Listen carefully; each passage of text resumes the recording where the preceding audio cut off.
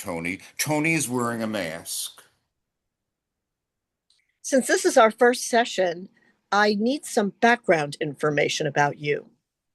Is that really necessary? You know who I am. Well, actually, everyone who knows who I am. I'm the most famous Are we okay? politician since the beginning of Yeah, time. I'm It's just in the having a hard trillions. time. They say I'm bigger than JC. So, why did you pick me as your therapist? Oh, my great lifelong friend Cyrano said you'd help me. I don't have a patient named Cyrano. I get it, it's confidential. Anyway, he said you helped him with his self-image, having a big snooze or schnoz, and he told me about writing those letters for his friend Christian, who was in love with Roxanne but had no writing ability. So, okay. I remember. I remember. How is he doing? Well, after Roxanne found out about the deception, she dumped both Christian and Cyrano. But hey, it all worked out in the end. It turns out that Cyrano and Christian were really gay. Not that there's anything wrong with that. And they're living together. And what's even better, Christian has a fetish for big snouts. Uh, is something wrong? I wondered why you were wearing that mask. It really would be best if you took it off.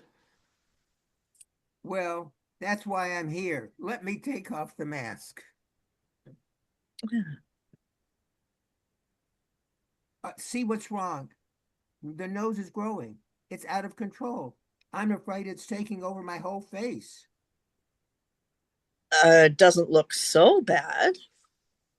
Don't you see how bulbous it's gotten? And the nostrils are so big. I'm getting twice the number of odors, just like I'm Superman of smelling. I can smell faster than a speeding bullet and leap over stinky buildings. Ooh, and when did this start? Right after I got elected, it seems that whenever I talk to my constituents, my nose grows. Funny, my poll numbers never seem to go down. Maybe they like it. What if it gets humongous? And you don't know what triggers this growth. That's why I'm seeing you. Like last week when I told my constituents that I would be sending each of them a check for $1,000 every month for the rest of their lives. I could feel my nose bumbling, trying to expand. That's a bit of an exaggeration, isn't it? The government can't afford that kind of expense. Yes, but they don't need to know that. It makes the citizens feel happy. They believe anything I say. I bet if I said being a dictator is a good thing, they would agree. But you're lying. Isn't that why your nose keeps growing? That's a good point. But what can I do about it? And here's another thing. When I sneeze, it's like a blast. Particles start flying into the audience. I was thinking of telling them to wear masks, but I don't think that would go over too well.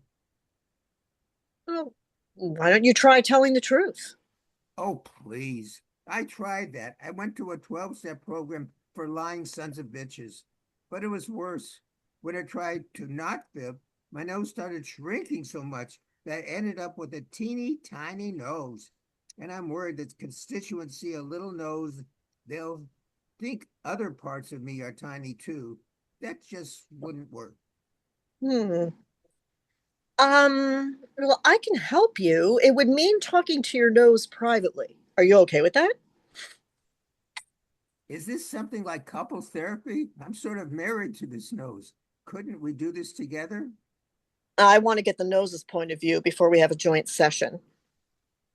But our time is up for today. After I speak to your nose, we'll all meet together. Lights dim. Scene two. The nose is sitting in Trudy's office. I'm so glad we're meeting privately without him. It's been a nightmare. I can imagine. Living with a perpetual liar can be a challenge. Tell me about it. This expanding and shrinking is driving me crazy. And he's such a cheapskate, using tissues that feel like sandpaper.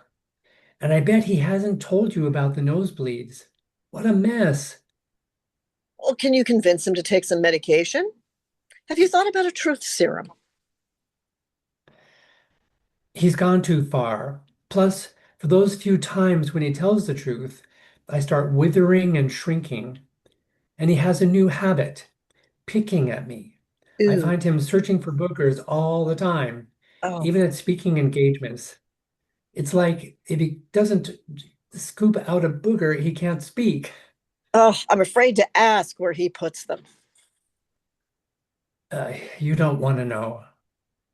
So, when we have our joint session, what do you hope to accomplish?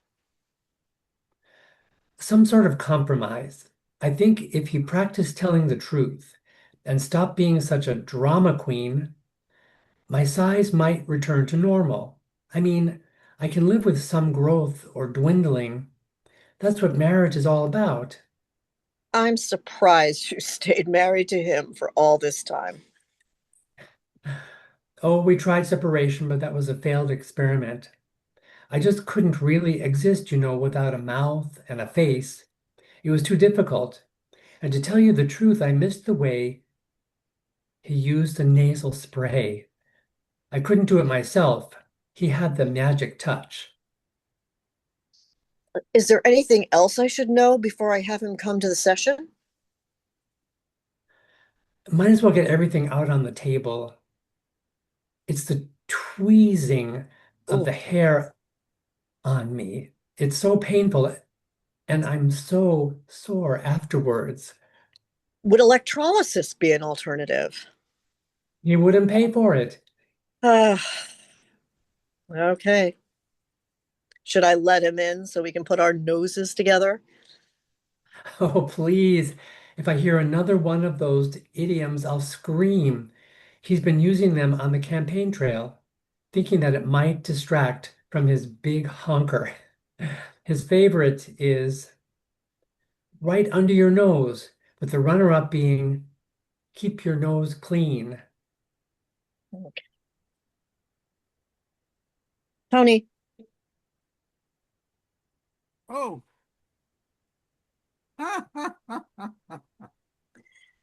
before we begin, I have to tell you, it's no skin off my nose.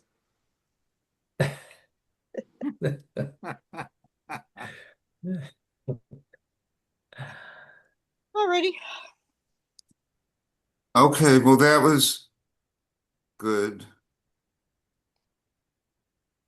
Um, just Was stop. everyone else seeing everyone else but me, but